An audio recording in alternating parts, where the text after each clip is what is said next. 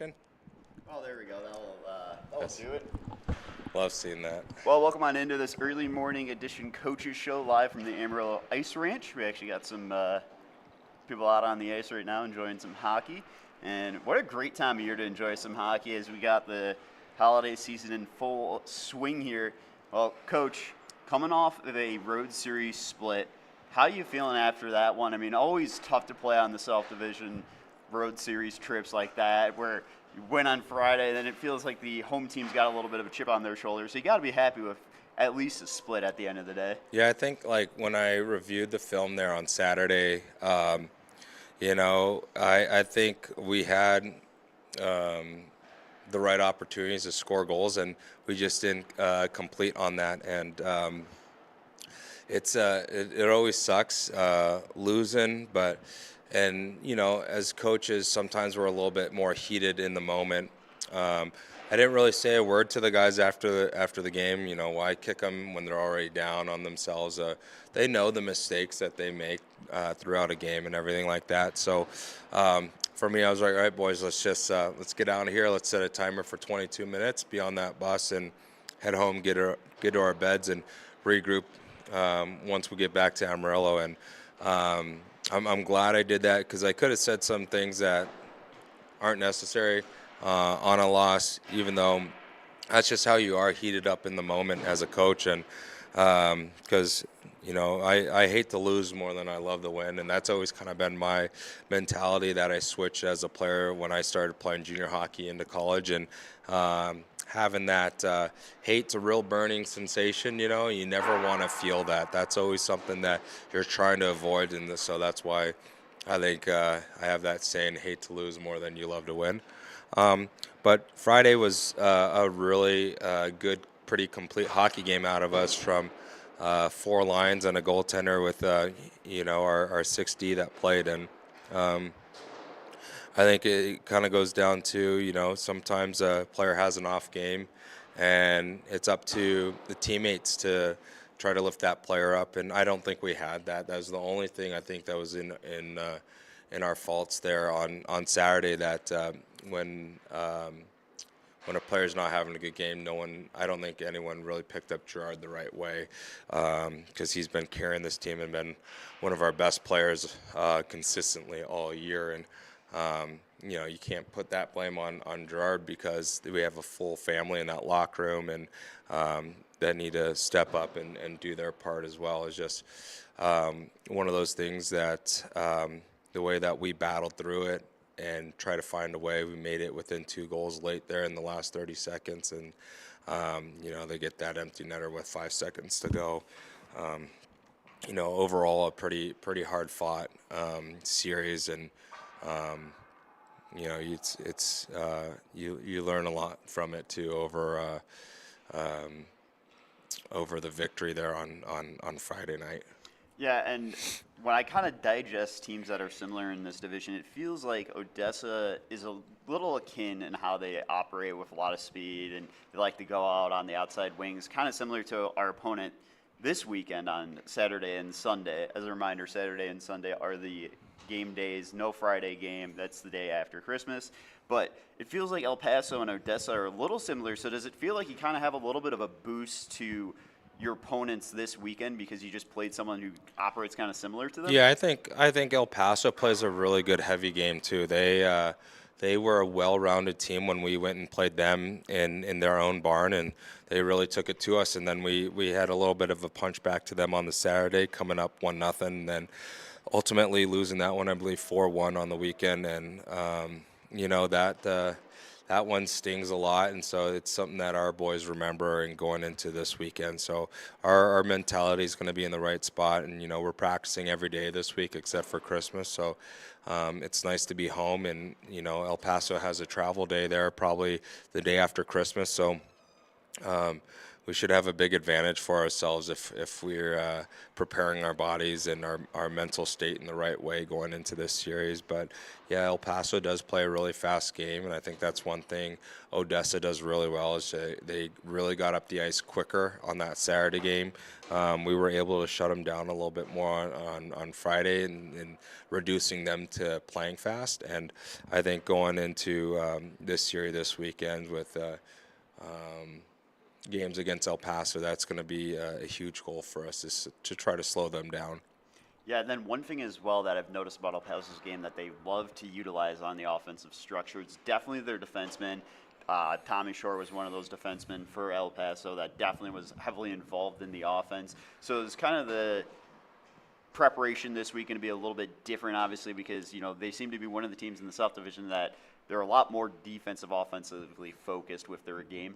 Yeah, no, not really. I mean, we're focusing on ourselves a whole lot of what we're able to do in the completion of our game, and to make sure that we are doing exactly what our brand of hockey is. And so for us, we're really focusing on ourselves and our execution and what we're doing. And we definitely take into what we're seeing out of El Paso and build that into how we're focusing on ourselves and our execution. Well, it's got to be great always adding guys back to your selection for the starting roster that lines that you toss out there. I mean, you get Kirill and Dom back. I mean, what does that do for this kind of team? Does that really give you an opportunity to kind of digest more and think about who's going to be pairing best on lines, and give you an opportunity to maybe find a line that is able to create an offensive spark and just one of those lines where it just really sticks the rest of the way through? Yeah, I think it's definitely good having Krill back. He's a very good offensive threat, and we've had some heart-to-heart talks here the last few days and what he needs to be doing for the better of the team. And I think he's ready to rise up and put in the work the right way, which is good. And Dom's just been a really consistent player for us. I think you could put him in any spot, left wing, center, penalty kill, and he's just a really good learner and has been doing really well for us in the way that he's been playing the game and conducting himself as well. Yeah, and then as well, I mean, talk to us a little bit about Michael Tarasenko, one of the new defensemen, 4 games now for this side, and he's already tallied quite a few assists in his time here. I mean, that's got to be nice to have a defenseman that can come in and provide that kind of zone transition game where it seems like it's just kind of effortless for the guys out there now. Yeah, his job is to defend and deliver, and he might get that secondary assist, and that's basically from delivering the puck up the ice in the right way, just maybe in some kind of transition. I think that's how he got a couple of his assists, was just ending up playing the neutral zone and then going north in a hurry, and our guys were ready to pounce on an opportunity to go score a goal. So, yeah, it's nice having a guy with a 6'7" stick in the room and to end plays throughout the neutral zone. And he's just a steady defenseman back there for us, and he's been slowly growing his game really well in joining us, and definitely a lot more that we could get out of him, and that's been some good talks with him in doing that stuff. So we're excited that he's putting in the work the right way and basically being that shutdown guy for us. Yeah, and you always talk about it's not only just the development of these guys on the ice, it's off the ice. For you, over the last couple of weeks, what is something that you've seen that has really stuck out to you of the off-ice development for this team? I think we've just been seeing a lot more character come out of the guys, a lot of buy-in and the way that they're conducting themselves, and so that there has been, really, really satisfying as a coach, and I do believe that our GM Hoodie and Austin and Brandy are all appreciative of the guys, making sure that they're putting those in front of them first when it comes to the stuff outside of the hockey, and that there is really, really big time, because that's I think going into the future for these young men is what colleges and scouts what they like to hear out of these guys and what they're doing, because it's sometimes you can't take a jerk out of his own ways, and our guys have really proven that they want to put others in front of their own needs, and they're more than willing to go out of their way and stop a day to go help out in the community, whether it work at the Toys for Tots or hand out teddy bears, or giving back to the Bubba's 33 when we had that huge veterans event there, guys directing everyone.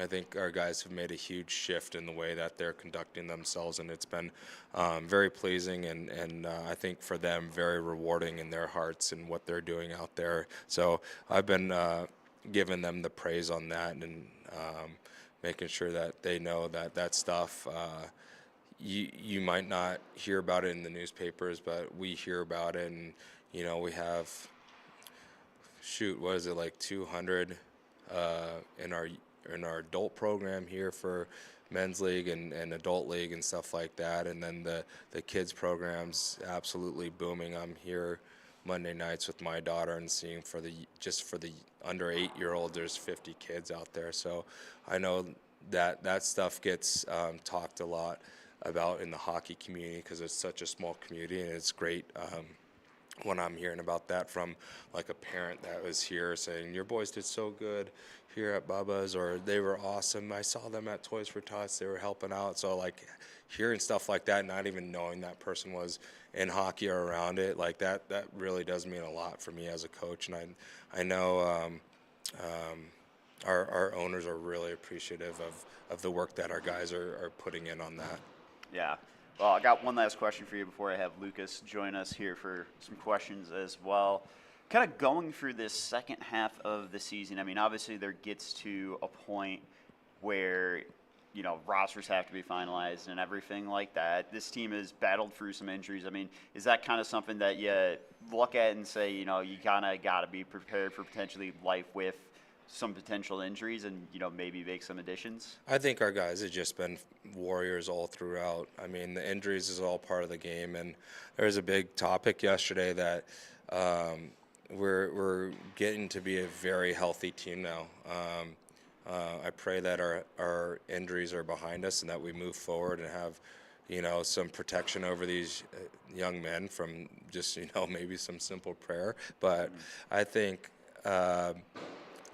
we've really come a long ways, and we've had, I think it was over 120 missed games due to injuries this year alone on individual players on account. So that's a lot of players missing games, and I think we have really hit a point in our season where guys' strength is where it needs to be to carry on. And, it's a lot of adversity going through this first half and those first 29 games. And you got, 30 more to go here.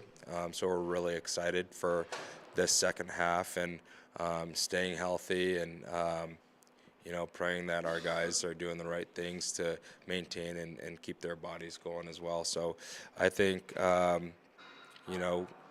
we like I said, I'm just really happy with the point of the season where we're at with guys being healthy. Well, yeah. Coach, thanks for joining us. Thank you, Danny, on the mic. And we'll have Lucas join us. Lucas Stern, chugging a prime. He's all energized now. Love it. Order sponsors. Very true. While we'll wait for Lucas. For those of you who did see, we had the Teddy Bear Toss recap story with some pictures of the guys out in the community, with Brandy as well, handing out the teddy bears to the local charities that received those donations. I believe it's 32 to 37 bags, somewhere around there. I mean, that's a huge amount of plushes that we're able to give out to the local community. I mean, outside of that, you guys got anything planned for community events coming up? Yeah, I mean, we're always looking to do stuff in the community, whether it's, guys coming and helping out with the youth program, like Hilsey was saying. We'll have stuff come up that, we don't have planned, but we see a way that we can get guys to give back and jump in. Like, we were here last week, and there was a school outing, just coming, just kind of having a public skate here at the ranch, and you know, a bunch of middle school, elementary kids that didn't really know how to skate, and our guys did a fantastic job of, you know, quick throwing their skates on and then jumping onto the ice, and just, you know, getting to hear the feedback from the teachers with that school, like, hey, like, you know, we really appreciate you guys didn't have to come out and do that, but, you know, the kids had a blast. It was awesome. And then, you know, just ways that we can, you know, really show support and get our guys involved. Like, they do such a good job of it. So, you know, whether it's something planned like Brandy had with the teddy bear toss, going to deliver them, or something, you know, kind of that just pops up. Like, our guys just, they see a chance to give back and they just do it. Oh, well, that's great. And I mean, obviously, as well, I think that's one of the biggest things that Hilly talked about. You know, it's being able to put those egos aside. And, you know, I think that's one of the biggest challenges junior hockey teams face. Would you agree with that? Is because, I mean, you got a group of guys from all over the world, and, you know, you don't know, you know, situations, how they have gone through life. You know, everybody's got their own paths they walk. I mean, it's got to feel great for you guys just seeing for 59 regular season games, you know, this unit banding together for a common goal. I mean, kind of, does a lot of that come from how you guys approach coaching these guys?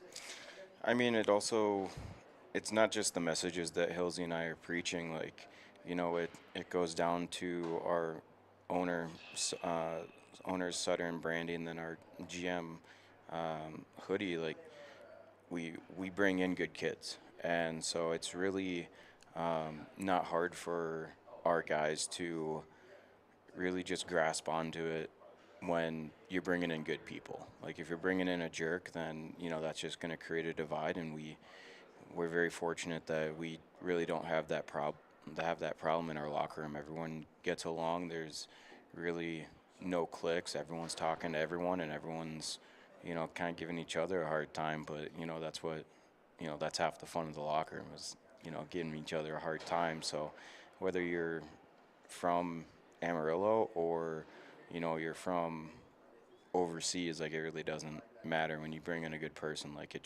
everyone just kind of bands together. Great response. Well, you are always looking at film. Now, Saturday, what I really noticed was it was a different look side in the second period. It felt like first period was a little flat to start off, but in the second period, I mean, it felt like we dominated Odessa. Really, what did you notice that was the key difference between that first and second period? I mean, we really just kind of tightened up in our D zone a little bit better, and we just tried to stick to, you know, the transition game. And, you know, Hilly and I, we do our homework on the other teams, where we know, hey, we've got to have, you know, our center doing this. We have to have our wingers and defensemen doing that. So really, it's just we found a way to get back to what the game plan was for the second period. And, you know, you see what happens when we stick to the game plan and when we don't. And, you know, when we execute the game plan and our transitions, our breakouts, our D zone, whatever it is, you know, we're a pretty dangerous team against anyone in this league. And, you know, it doesn't matter, you know, which team it is. When you stray away from the strategy and the systems, it's hard to have success.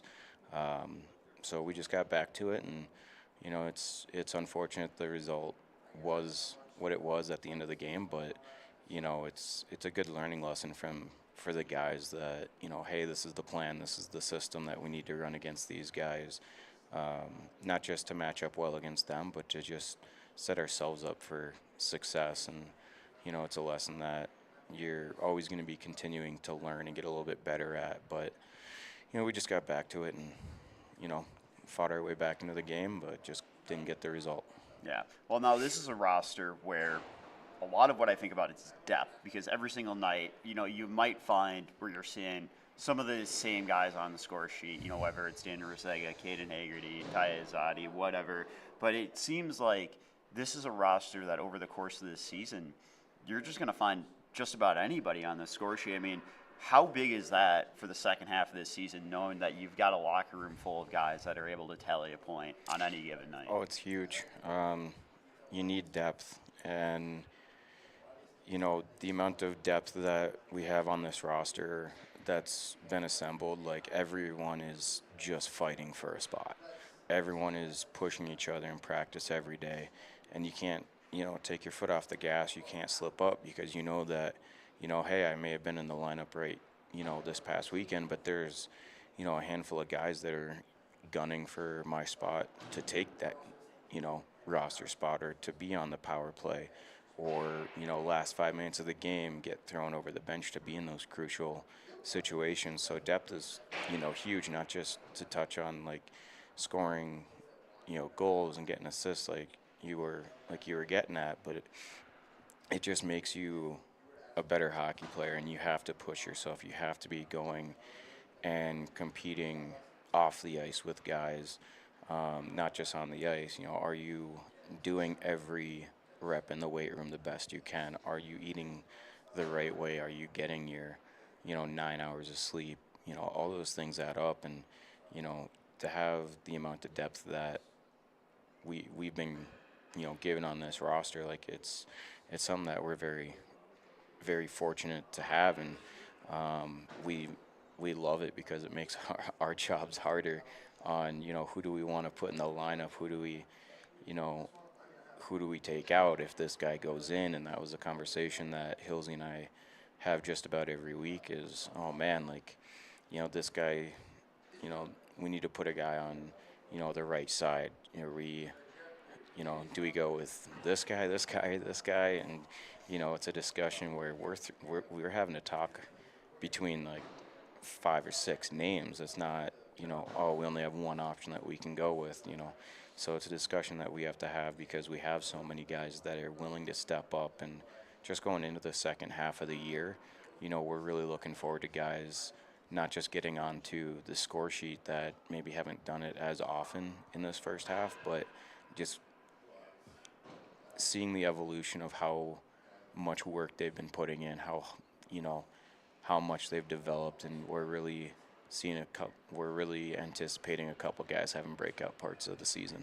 Yeah, and it feels like over the last couple of weeks we've seen that already as well with some guys. I mean, like Hayden Hedquist has definitely really kind of been on a bit of a heater as well. And I mean, I think it's one of those things where I look at it and I kind of thought about it, and yeah, maybe we haven't been going on like 6-game win streaks every single other time that we've had the opportunity to, but it feels like from the start of the season to now, it's a different look side. If you had to kind of put a number out there, like how, like percentage-wise, I mean, Hilly talked about it early in the season. He goes, I don't even think this team is near its best. Like, what would you say percentage-wise? Like, how close are we to that? Oh man, you're making me think about numbers and oh man, if any of my teachers from school, high school are listening to this, they're probably laughing going, "Oh man, don't make them do that." But yeah, I mean, it's hard to put an exact percentage number on how close we are to reaching our ceiling because, this team's ceiling is quite high, where when everyone's pulling the rope, everyone's doing the right things, like, you never know how good we really truly can be. Now, do we like to think we're, at our ceiling or close to it? I would say no, because we know that as good as we're playing right now, we can at the same time be so much better. So I don't want to say that we're, like 90% close to being at our ceiling when, we can be twice as good as we are now. Yeah. And, it's just getting guys back healthy, getting them up to speed with getting their legs back under them. And, at any point we can go on that 6-game win streak. Like, that's not out of the realm of possibility, but we're nowhere done with developing and getting better. So, I'm going to not give you a percentage because, I don't think that'd be fair to the boys with all their hard work to be like, yeah, we're at 90% when we're going to be so much better than that. Do the boys feel it as well? I mean, obviously they got to be feeling it with the improvements that this team has had over the course of the season. And I mean, I kind of think of it as, everybody likes to look at especially, people in broadcasting, the media, they like to look at the short-sighted picture of things of, oh, here's where everyone's at in the standings, but I don't always think that is reflective of how teams play. Do the guys kind of feel like they've definitely kind of unlocked a lot more to their game since the start of the season? Yeah, they definitely know that, we're not done with where we're going to be at the end. And the guys understand that, you can look at the standings, but that doesn't tell the whole picture. And especially in our division, you look at it and there's, 1 point that separates 4 places in the standings. And every single game is so tight. Every team is beating everyone in our division. So, even though you're looking at the shorts, small picture of it with the standings and where we sit, the boys understand that's like, hey, like that's not, who we are. We could be in first place. We could be third, last, second, whatever it is. And all the guys understand that, we could be somewhere totally different. And we could there's games where we play so well and we deserve the win and it just doesn't go. But then there's games that, maybe we, have a couple injuries in the game and, we finish it out shorthanded and it's really a struggle. But we band together and we find a way to get 2 points. So really it's the guys understand that, hey, we are getting better. And even though there's a couple games that we want back and there's some weekends coming up that, we're kind of, going in with a chip on our shoulder because we want those 2 points and, we didn't quite get them, the boys know that, like, hey, we are a force to be reckoned with in our division. For sure.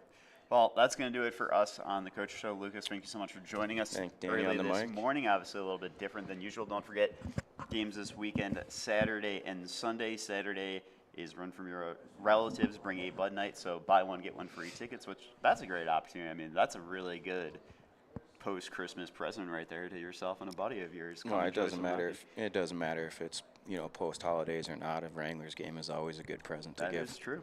Yeah, I mean, team's been playing really well, and those home games are always fun. I tell you, like the crowd always gets behind the boys. I mean, I'm always impressed with how loud it gets in there, and it's always a great time. And then Sunday, bring your undies Sunday. Bring a fresh, brand new package of underwear or socks to toss out on the ice after the first goal the Wranglers score. I mean, we asked you guys, and I'll ask Hilly this really quickly as well. Who do you think is going to be the one to get the underwear and socks out on the ice? Oh man, kind of goes back to your question from earlier about that we have so much depth. Like, I'll go with the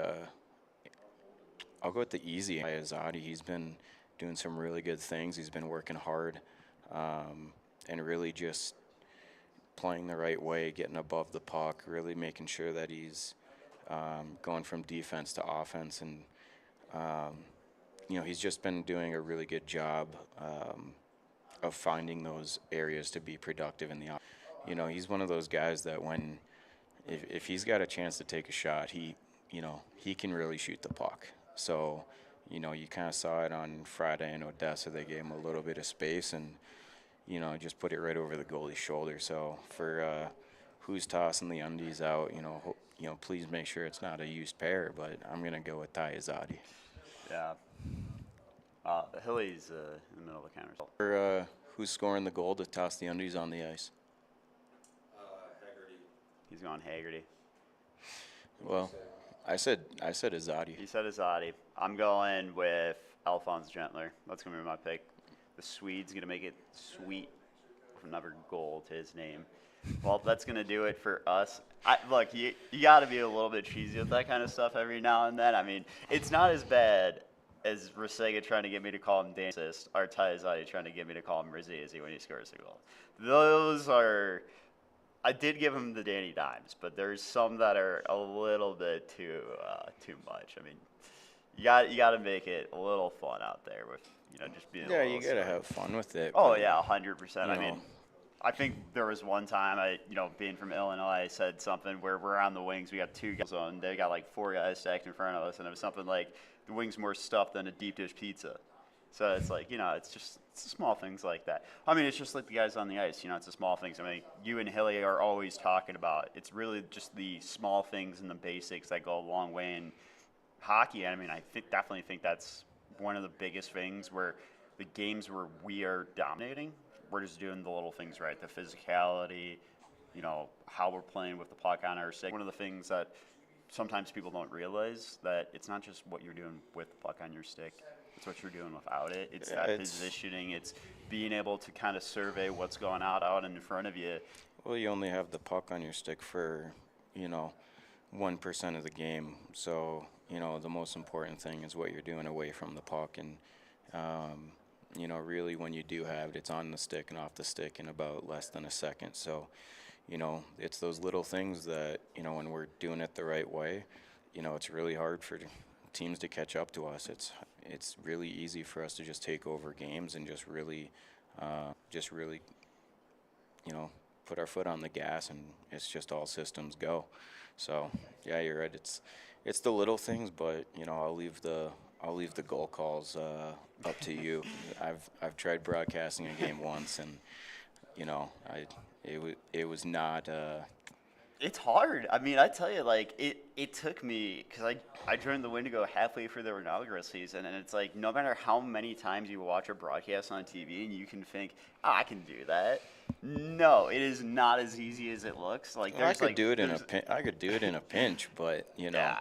I much rather enjoy being behind the bench, and yeah. I would not have as many witty calls as broadcasters as they do. So, I'll stick to being on the ice and behind the bench. I'll let you take the overhead view. Well, I'll tell you what. I'll ask you a fun question. Maybe this turns into a little more, kind of just hanging out, which always fun hanging out with you guys. If you had to coach another sport besides hockey, what would you want to coach? Underwater basket weaving is always a good one, but.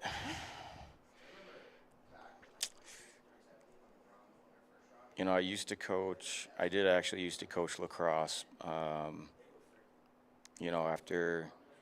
After I graduated college, I just helped out with a local youth program and did that for a little bit, and it was fun, but, it wasn't quite the same as coaching hockey, let alone coaching here. But, if it was a sport that I've never played or coached before, I think,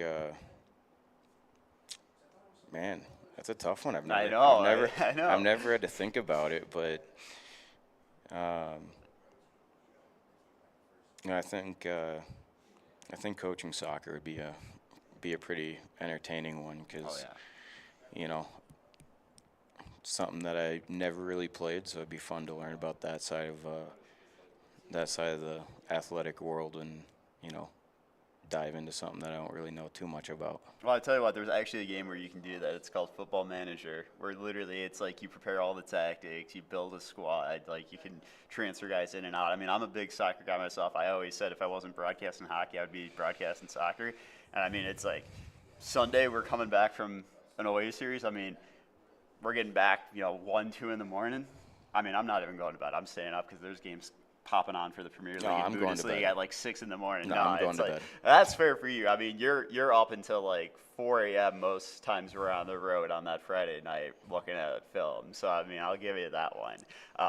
I'm up till 4 a.m. because I'm just an insomniac and a night owl. But no, I mean, obviously, I think that's something that's actually really cool is that we've got the World Cup coming up as well. I think that'll be really interesting because I mean. They always say it's a world's game, but I will say hockey is growing internationally. Don't know if you saw this, but India is actually going to have their very first hockey professional league. It's awesome. You love seeing all the growth that, the hockey world is having, whether it's on the youth side, whether it's internationally. There's ways that guys are learning to play the game and love the sport. And, I know that there's some non-traditional, hockey markets that, guys are finding, used equipment or, they're using sticks that are literally off a tree branch, but it doesn't matter because they learned about the game, they want to get into it, they're learning to love it, and to me, I think there's nothing more special than just finding a way to really get involved and really, just learn more and just have some fun with the game when you're not having, you know, the resources that we're so fortunate to have here. It's, if you know, like, hey, we found a makeshift rink, we got ice into it, but we don't have skates. Well, then you're playing boot hockey and you're just making do with what you have. I think that's, at least for me, so cool to see, because it is happening a lot in non-traditional markets, countries that aren't known for their hockey. And it's, like I said, it's awesome to see because you just see, videos on social media where, it's not a fancy rink like we have here. Right. It's literally just a flat sheet of concrete sometimes, but they're having fun. They're just playing the game that we love. And at the end of the day, whether it's you're playing in the street as kids or with your buddies, or you're playing on a sheet of ice like we have here, like it's all the same game, and it's it's all the same love for the sport. Yeah, I mean, actually, one thing that I've noticed over the last few years in the North American League as well is there's been quite a larger influx of guys from like Japan, Kazakhstan, stuff like that. So definitely the game is growing in a really good direction, and I mean, that's really great to see. Getting to see a lot of these countries starting to develop a big interest in hockey, and remains to be seen if it'll be the new official global game over soccer. Football, sorry for the European guys on the team. I know they're going to call it that through and through. We don't. But that's going to do it for us for the Coaches Show. Cernsey, thanks so much for hanging out a little bit after the questions. Having a little bit of fun here this morning. I mean, just I think the guys are ready to go. I think you guys are ready to go Saturday, Sunday. I think it's going to be a great time. Come on out. I mean, you definitely don't have an excuse this time. Buy one, get one free tickets. That's a great deal, I tell you what.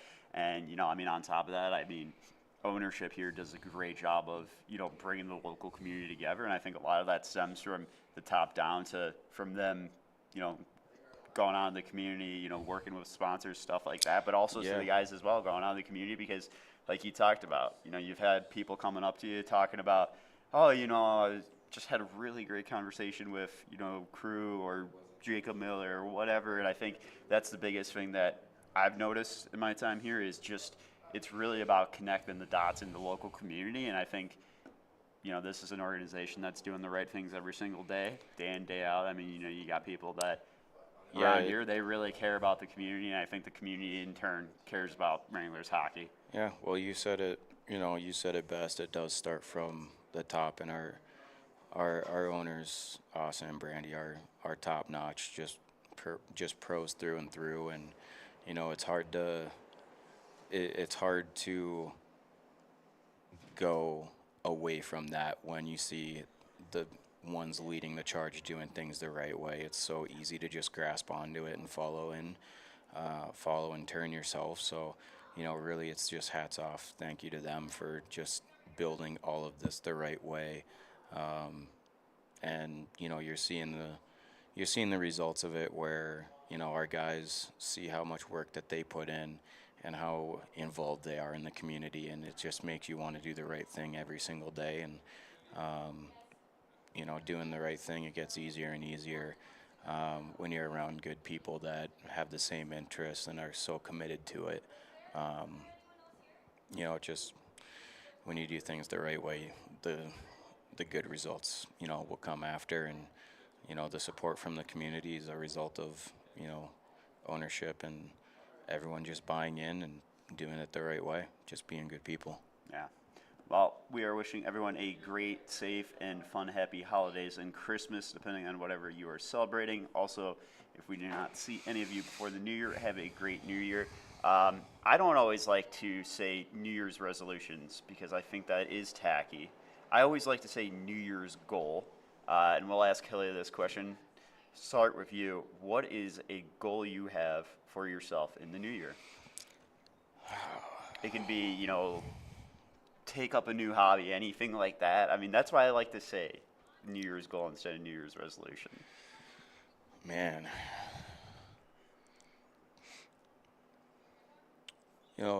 At least once after the new season, I'd love to take a shot on the ice during our goalie training and have the players not yell at me saying my shot's terrible. So, that's, we'll go with that for the fun answer, but, really just sticking to, making sure I'm bettering myself and staying in the gym, getting enough rest, eating things the right way, just making myself a better person. And, I think that's always a pretty easy goal for people to have is, just, better yourself and be better the next day than you were before. Yeah. Hilly, I asked Stearnsy this. I don't always ask, I think New Year's resolution's a little tacky. I always like to say New Year's goal. What is a goal you have for yourself in the new year? Be a better father and husband. That's what I got. Yep. That's the wrong answer. It's always a good answer. That is always a good answer. Geez, for me, oof. I mean, really just, obviously, easy cop-out answer is, whatever broadcaster would say in junior hockey, I want to get a job in the ECHL or the AHL. I think goal for me is maybe write another book. Back in 2018, wasn't really sure what I was doing with myself yet, and just spent a couple months and knocked out a book and published it. So maybe write another book. I don't know. There you go. Not sure what about. But no, I definitely think creativity is a really important thing to always try and be a part of, whether it's writing or art or something like that. I'm terrible at art. I can't, I have to type if I'm writing a book. I can't write with a pencil or a pen. I actually got chirped for that yesterday. I told my writing looks like it's magazine clippings getting glued to a piece of paper. But no, yeah. So I think a collective goal would be a nice little Robbie Cup added into the trophy shelf here. That's always a fun one. But again, that's an easy answer. Well, we are gonna end it there. Hope everyone has a great rest of the day today, and we will see everyone on Saturday and Sunday.